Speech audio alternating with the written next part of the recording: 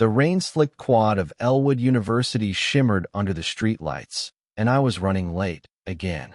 My sneakers slapped against the wet pavement, my backpack bouncing as I darted toward the lecture hall, heart pounding for more than just the sprint. I'd seen him earlier, leaning against a brick wall, his eyes locking onto mine like he'd been waiting for me his whole life. My name's Ethan Caldwell, a 20-year-old sophomore majoring in environmental science, and I'm not the guy who gets noticed. I'm lanky, with messy brown hair and glasses that slip down my nose when I'm nervous, which is often. My older sister, Maya, was the star, confident, radiant, the kind of person who could charm a room without trying. Growing up in our small Oregon town, she'd always been the one people gravitated toward, especially Lucas Rivera, her childhood best friend and not-so-secret crush. Lucas, with his easy grin and warm brown eyes, was the golden boy of our high school, quarterback, prom king, the works. Everyone assumed he and Maya were destined to be together. But now, 3 years later, I was 300 miles away at college, and Lucas was here too, a senior, looking at me like I was the only person in the world. I ducked into the lecture hall, shaking rain from my jacket, and slid into a seat in the back. The professor was droning on about carbon cycles, but my mind was elsewhere. Lucas had been everywhere lately, outside my dorm, in the library, even at the coffee shop where I work part-time. It wasn't coincidence. Last week, he'd caught me after class, his voice low and urgent. "Ethan, we need to talk," he'd said, his hand brushing my arm. I'd mumbled an excuse and bolted, my heart hammering. What could Lucas Rivera, Maya's perfect match, want with me? That night, in my cramped dorm room, I stared at my phone, Maya's name glowing on the screen. She was back home, working as a graphic designer, still talking about Lucas like he was her future. "He's been texting me," she'd said last week, her voice bubbly. "Says he's coming home for Thanksgiving. Maybe it's finally happening, Ethan." I hadn't told her about Lucas's sudden interest in me. How could I? She'd been in love with him since we were kids. But as I lay there, the memory of his eyes, intense, searching, kept me awake. Something was shifting, and I wasn't ready for it. The next morning, I was grabbing coffee at Brewed Awakening, the campus cafe, when Lucas walked in. He wore a navy hoodie, his dark hair slightly tousled, and that same disarming smile. "Ethan," he said, sliding into the chair across from me without asking. "You're hard to pin down." I gripped my coffee cup, my palms sweaty. "Just busy," I muttered, avoiding his gaze. Up close, he was even more striking, broad shoulders, a faint scar above his eyebrow from a high school football injury. He leaned forward, his voice dropping. "I'm not here to mess with you," he said, "but I need you to hear me out. It's important." My stomach twisted. "Lucas, whatever it is, maybe you should talk to Maya. She's—" "This isn't about Maya," he cut in, his tone sharp but not unkind. His eyes softened, and he reached across the table, his fingers grazing mine. "It's about you. It's always been about you." I froze, my breath catching. The cafe hummed around us, students laughing, the espresso machine hissing, but the world narrowed to his words. "What are you talking about?" I managed, my voice barely a whisper. He leaned closer, his voice steady but laced with something raw. "I've been trying to figure out how to say this for years. Back home, I was too scared. But seeing you here, Ethan, I can't keep pretending." My mind reeled. Lucas Rivera, the guy who'd starred in every one of Maya's daydreams, was sitting here, looking at me like I was his secret. I wanted to run, to laugh it off, to tell him he was crazy. But the way his hand lingered near mine, the way his eyes held a truth I couldn't ignore, it stopped me cold. "Lucas, you don't know what you're saying," I said, pushing my chair back. "You and Maya." "There is no me in Maya," he said firmly. "There never was." I let her think that because it was easier than admitting the truth. He paused, his jaw tightening. "I've been in love with you since we were 15, Ethan. You were always the one I couldn't stop thinking about. The words hit like a tidal wave.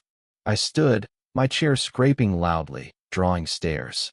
I have to go, I stammered, grabbing my bag and bolting for the door. My heart pounded as I stumbled into the crisp autumn air, Lucas's confession echoing in my head. This couldn't be real. It couldn't be. But as I walked across the quad, his words clung to me, heavy and undeniable. I thought of Maya, her laughter, her dreams of Lucas. I thought of myself, always in the background, never the one someone chose. And now, Lucas Rivera, her Lucas, was saying he'd chosen me all along. I didn't know what scared me more, the possibility that he was telling the truth, or the part of me that wanted to believe him. That afternoon, I hid in the library, burying myself in textbooks to avoid thinking. But Lucas found me again, his presence like a magnet I couldn't escape. He sat across from me, his expression earnest. "I'm sorry if I freaked you out," he said. "But I'm done hiding, Ethan. I need you to know how I feel." I closed my book, my hands trembling. "Lucas, this is insane. You can't just drop something like that and expect me to what? Believe you? Maya's my sister. She's in love with you." His face tightened, a flicker of guilt in his eyes. I never meant to hurt her. But I was a coward back then. I let her think what she wanted because it was safer than admitting I was gay, that I was in love with her little brother. The word, gay, hung between us, raw and real. I'd known I was gay since I was 13, but I'd never said it out loud, not even to Maya. Small-town Oregon wasn't exactly a safe place for that. And now, Lucas was sitting here, bearing his soul, and I didn't know how to handle it. "Why now?" I asked, my voice shaking. "Why not back then? Why not tell her?" He ran a hand through his hair, his frustration palpable. "Because I was terrified. My daddy's old school. If he knew, he'd have kicked me out. And you were so quiet, so guarded. I didn't know if you'd even look at me the same way." I wanted to argue, to tell him he was wrong, but the truth was, I'd noticed him too. Back in high school, I'd catch myself watching him, his laugh, his easy confidence, and then I'd shove those feelings down, convinced they were pointless. He was Maya's. He was untouchable. "I don't know what you want from me," I said finally. It's too much. "I just want a chance," he said softly, "to show you I mean it, to figure this out together." I looked at him, really looked at him, and for the first time, I saw the vulnerability behind his confidence. He wasn't the golden boy right now. He was just Lucas, scared and hopeful, asking for something I wasn't sure I could give. "I need time," I said, standing. "This isn't simple. Not with Maya. Not with everything." He nodded, his eyes steady. "I'll wait, Ethan. As long as it takes." As I walked away, my chest tight with emotions I couldn't name, I knew one thing. Nothing would ever be the same. The days that followed were a blur of avoidance and sleepless nights. I dodged Lucas's texts, ignored his attempts to catch me after class, and threw myself into my studies like they could shield me from the chaos in my head. But no matter how hard I tried, I couldn't outrun his words. "I've been in love with you since we were 15. They haunted me, slipping into every quiet moment, making my heart race with a mix of fear and something dangerously close to hope. Elwood's campus, with its sprawling oaks and ivy-covered buildings, felt smaller now, like Lucas was around every corner. I'd see him in the distance, laughing with friends, tossing a football on the quad, and my stomach would knot. He wasn't pushy, but he was persistent, leaving me notes in the library or small gifts at the cafe. A coffee with my name written in his sloppy handwriting. A book on climate change with a sticky note that said, "Thought you'd like this." Each gesture chipped away at my resolve, but the weight of Maya's feelings kept me grounded. She didn't deserve to be hurt. Not by me. Not by him. One evening, I was working the closing shift at Brood Awakening when my phone buzzed with a call from Maya. Her voice was bright, oblivious to the storm brewing in my life. "Ethan, you won't believe it," she said. "Lucas sent me the sweetest message today. He's been so weird lately, but I think he's finally coming around. God, I've waited so long for this." My throat tightened. "That's great, Maya." I managed, hating how fake I sounded. I wanted to tell her everything. About Lucas's confession, about the way he looked at me, but the words wouldn't come. She'd always been my protector, the one who stood up for me when kids at school called me names. How could I betray her like this? "You okay, little bro?" she asked, her tone softening. "You sound off." "Just tired," I lied. "School's kicking my ass." She laughed, but there was a hint of worry in it. "Don't burn out, okay? And hey, if you see Lucas around, put in a good word for me." I mumbled a goodbye and hung up, my chest aching. The cafe was empty now, the last customers gone, and I was wiping down tables when the door chimed. Lucas stood there, his jacket dusted with early November frost, his expression unreadable. "Ethan," he said, stepping inside. "Can we talk? Please." I wanted to say no, to tell him to leave, but the exhaustion in his eyes stopped me. He looked like he hadn't slept either, like this was tearing him apart as much as it was me. I nodded, tossing the rag aside, and we sat at a corner table, the dim lights casting long shadows. "I know you're avoiding me," he started, his voice low. "And I get it. This is messy, but I can't keep pretending I don't feel this way." "Lucas, stop," I said, my voice sharper than I meant. "You can't just rewrite history. You and Maya were always together. Everyone saw it." I saw it. He shook his head, frustration flashing across his face. "That's what everyone wanted to see. Maya's amazing, but I was never in love with her. I was trying to be someone I wasn't. And yeah, I let it go on too long, but I'm trying to fix that now." "By what? By telling me you're in love with me?" I laughed, but it sounded hollow. "Do you know how insane that sounds? I'm not the guy people fall for, Lucas. I'm the awkward kid who hides in the library. You're you. You could have anyone." He leaned forward, his eyes fierce. "I don't want anyone. I want you. I've always wanted you. That day at the lake, when we were 16, you were reading under that tree, and you looked up and smiled at me. Just for a second. I've never forgotten it. It's burned into me. I remembered that day. Maya had been swimming with friends, and I'd been content to sit alone with my book. Lucas had sat next to me, quiet for once, and we'd talked about nothing, stars, dreams, the future. I'd felt seen, but I'd told myself it was nothing. Just a moment. "That was just one day," I said, my voice barely audible. "It wasn't," he said. "It was every day after that. Every time I saw you, I felt it. I was just too scared to do anything about it." I looked down at the table, my fingers tracing the grain of the wood. "What about Maya? She thinks you're in love with her. She's planning her future around you." His face fell, and for a moment, he looked like the scared kid he'd been back then. "I'll talk to her," he said. "I owe her the truth. But I need you to tell me if there's even a chance for us, Ethan. Because if there isn't, I'll back off. I'll leave you alone." The air between us felt charged, like a storm about to break. I wanted to say there was no chance, that this was too complicated, too painful. But the truth was, I'd felt something for him too, back then and now. It was buried deep, locked away behind fear and loyalty to my sister, but it was there. "I don't know," I said finally. "I need to think. And you need to talk to Maya before this goes any further." He nodded, his jaw tight. "Okay, I'll do it. But Ethan, I'm not giving up on you." He stood, his hand brushing mine as he passed, and then he was gone, leaving me alone in the quiet cafe with my racing thoughts.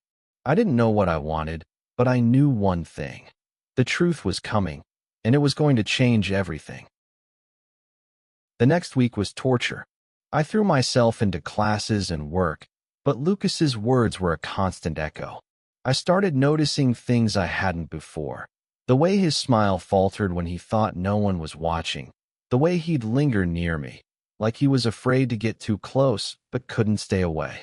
And I noticed myself too, how my heart skipped when I saw him, how I'd catch myself wondering what it would be like to let him in. One night, I was walking back to my dorm when I saw him sitting on a bench under a streetlight, his head in his hands. The quad was quiet, the air crisp with the promise of winter. I should have kept walking, but my feet carried me toward him. "You okay?"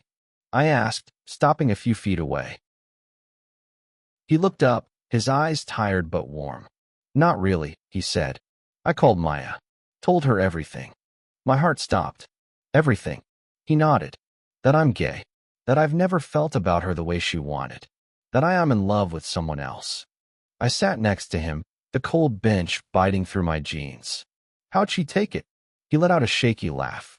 "She was pissed. Hurt. Said I led her on. And she's right, I did. I didn't mean to, but I did." I swallowed, my throat tight. "Did you tell her it was me?"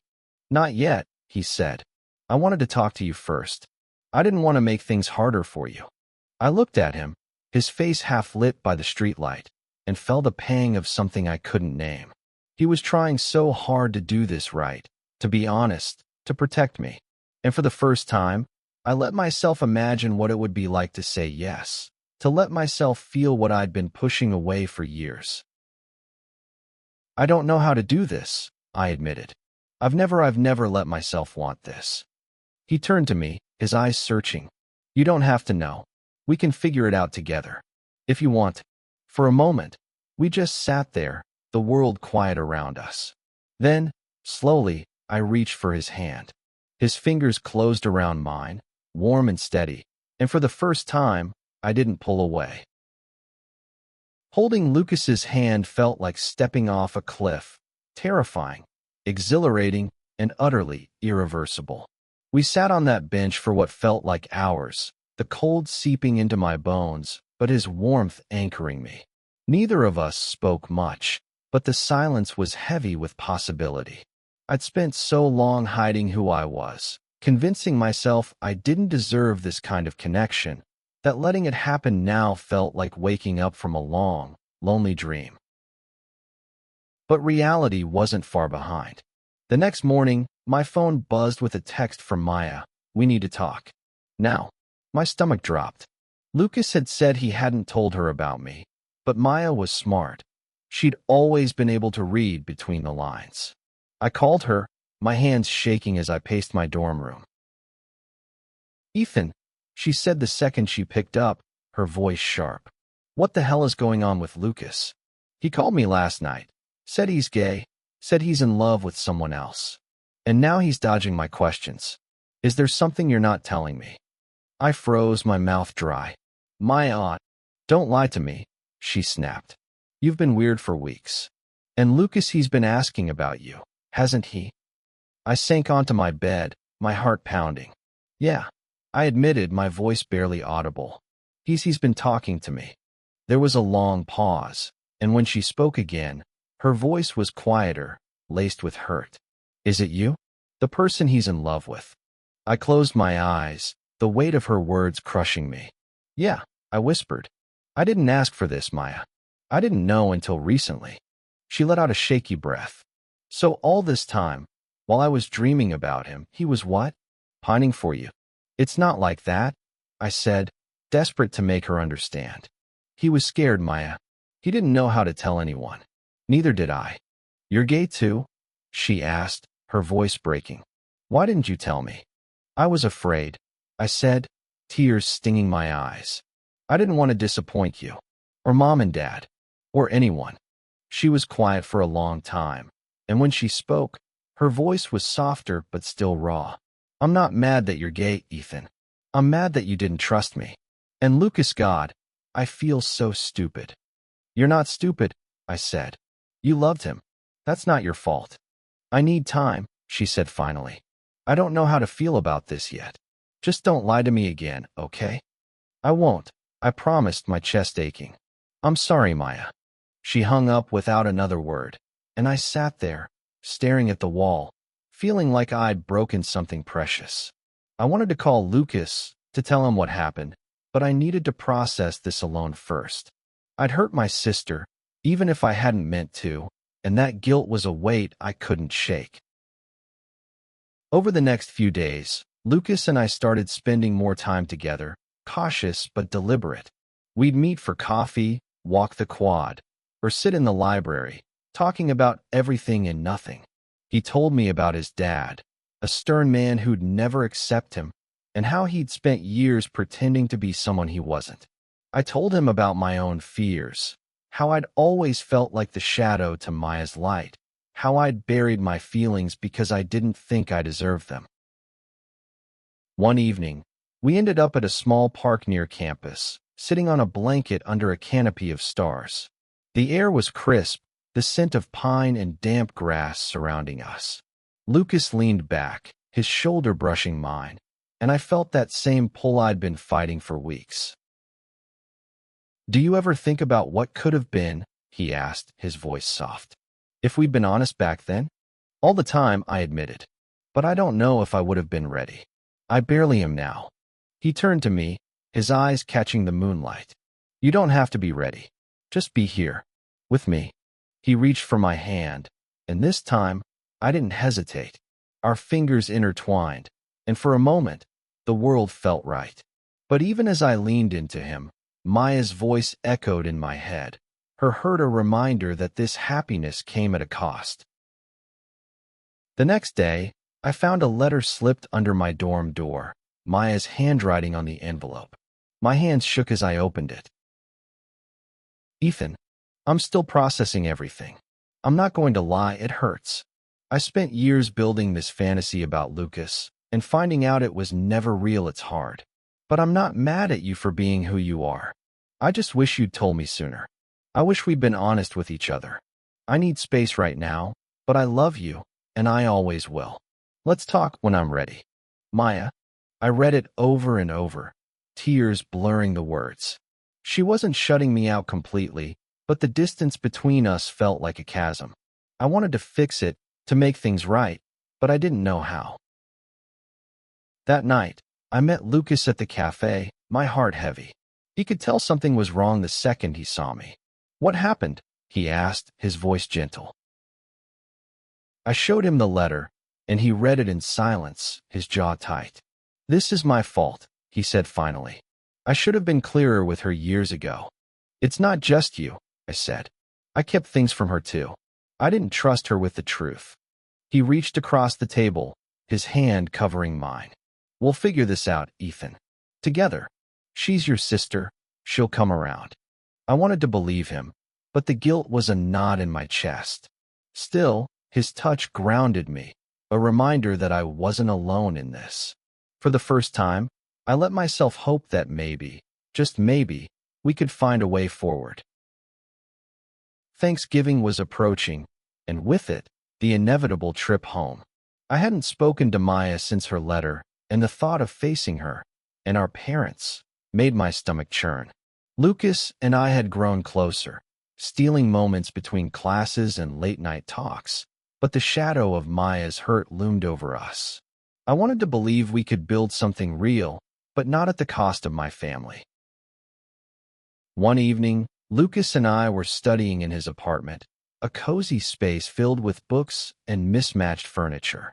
He was sprawled on the couch, reading, while I sat cross-legged on the floor, my laptop open. The silence was comfortable, but my mind was racing. I kept thinking about Maya, about what I'd say when I saw her. "Ethan," Lucas said, breaking the quiet, "you're doing that thing where you overthink everything." I laughed, but it was strained. "Can you blame me? I'm going home in a week, and I don't know how to face her." He set his book down and moved to sit next to me, his knee brushing mine. "You don't have to have all the answers. Just be honest with her. She loves you." "I know," I said, staring at my hands. "But what if she can't forgive me? What if she thinks I stole you from her?" He took my hand, his thumb tracing circles on my skin. "You didn't steal anything. I was never hers to begin with. And I'm going to tell her that, face to face, when we're home." I looked at him, surprised. "You're coming back to Oregon?" He nodded. "I need to make this right. For her, For you. For us. His words settled something in me, a quiet resolve. We weren't just hiding anymore. We were facing this together. And for the first time, I let myself believe we could find a way through. The drive home was long, the Oregon countryside blurring past in shades of green and gray. Lucas rode with me, his presence a steady comfort. We didn't talk much, but his hand rested on my knee, a silent promise. When we pulled into my parents' driveway, my heart was pounding. Maya's car was already there. Inside, the house smelled like cinnamon and roasted turkey, the familiar warmth of home. My parents hugged me, oblivious to the tension, but Maya's greeting was stiff, her smile not reaching her eyes. Lucas hung back, his expression guarded. Dinner was awkward, the conversation stilted. Maya barely looked at me, and Lucas kept his answers short. After dessert, she excused herself, and I followed her to the porch, my heart in my throat.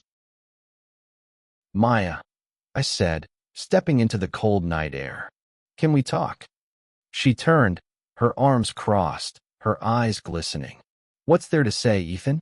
You're with him now. I saw the way he looks at you. I didn't plan this, I said, my voice breaking. I didn't want to hurt you. I love you, Maya. You're my sister. Her expression softened, but the hurt was still there. I know you didn't mean to, but it still feels like I lost something. Like I was never enough. You're more than enough, I said, tears spilling over. This isn't about you not being enough. It's about me finally being honest about who I am. And Lucas, he's part of that. She looked away, her breath visible in the cold. I just need time, okay? I'm trying. Before I could respond, Lucas stepped outside, his hands in his pockets. Maya, he said softly, I owe you an apology. I should have been honest with you years ago. I was scared, and I let you believe something that wasn't true. That was wrong. She looked at him, her eyes searching. Why didn't you just tell me? I didn't know how, he said. I was afraid of losing everything. My family, my friends, you. But I'm not afraid anymore. I love Ethan. I always have. Maya's gaze flickered between us, and for a moment, I thought she'd walk away. But then she sighed, her shoulders sagging. I don't hate you, she said finally. Either of you. I need to figure out how to let go of what I thought we had. She stepped forward and hugged me, her embrace tight and familiar. I love you, Ethan, she whispered. We'll be okay. Tears streamed down my face as I hugged her back. It wasn't perfect, but it was a start. The rest of the visit was tentative, but hopeful. Maya and I talked more, small steps toward rebuilding what we'd lost. Lucas stayed by my side, his presence a quiet strength. When we returned to campus, something had shifted. The guilt was still there, but it was lighter, replaced by a cautious optimism. One night, Lucas and I walked to the bench where we'd first held hands, the campus quiet around us. He pulled me close, his arms warm against the winter chill. I told my dad, he said, his voice steady. About us. He didn't take it well, but I don't care anymore. I'm done hiding. I looked up at him, my heart full. I'm proud of you, I said. And I love you. His eyes lit up, and he kissed me, soft and sure, under the starlit sky. It wasn't the end of our struggles. Maya still needed time, and the world wasn't always kind. But it was a beginning. We'd chosen honesty, chosen each other, and that was enough.